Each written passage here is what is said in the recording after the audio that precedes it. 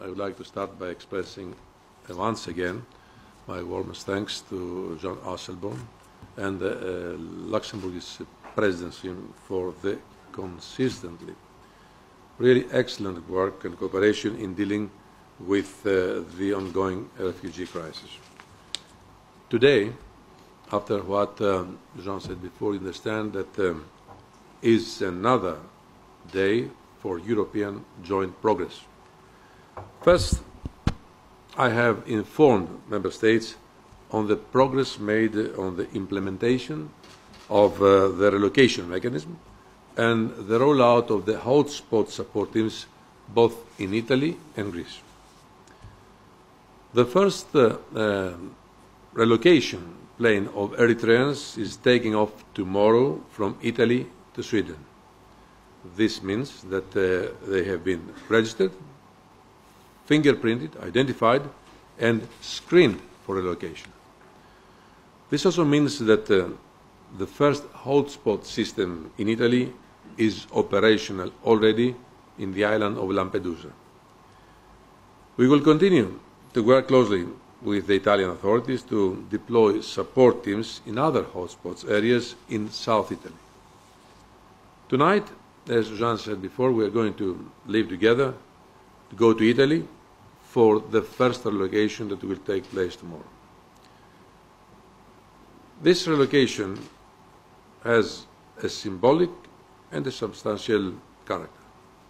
Symbolic because it's the beginning, it's the new start that we are doing in this field, and substantial because it is a real, tangible paradigm of what we have started doing. Later tomorrow afternoon, after Italy, after Lampedusa, we'll go to Greece, ensure that we can see a similar development from Greece soon. And my team is working day and night on the spot to make this happen. This progress marks only the beginning. These efforts need to be pursued to provide more tangible results. We have encouraged Member States to deploy their national experts and appoint liaison officers as quickly as possible, and to indicate as soon as possible the number of applicants that they can swiftly relocate already this month. As you know, relocation is only one part of a more comprehensive approach. Effective return of those who have no right to stay is the other side of the coin, and we have to become better at it. Around 10 joint return flights are being organized in October. This is good, yes, but it is not enough. We also want to make better use of existing information exchange systems such as the Schengen Information System and Eurodac to truly develop an integrated system of return management at EU level. Working with third countries and establishing and implementing readmission agreements is also an essential element. We have to speed up, to step up our efforts with third countries from which irregular migrants come, such as Pakistan, for example. By the way, I want to tell you that I will be traveling to Pakistan at the end of October to discuss readmission with the Pakistani government.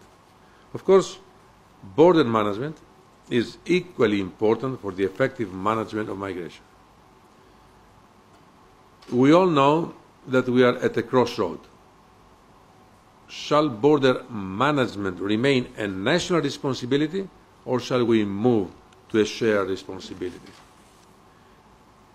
We had really a very interesting debate today. This will feed in the upcoming proposal of the Commission, which we will present before the end of this year. In the end, we can only address the ongoing refugee and migration crisis if we make progress in all areas. As I have said before, the magnitude of the crisis makes it impossible to handle it in a fragmented and isolated manner. I welcome the fact that the Council has expressed today its support to the proposal adopted by the Commission on September 30th, 2015, to increase the financial support to respond to the migratory crisis by more than 400 million. I hope that the Parliament, who has been very supportive from the very beginning in order to address this issue, will also approve swiftly our proposal. This shows that the European Union can react quickly. Together, we are building a common approach that will help everyone, both in the short term and long term. This also implies cooperating with our neighbourhood. Later today, we have the Western Balkans Migratory Routes Conferences, and next week I will go to Turkey. Let's continue this work.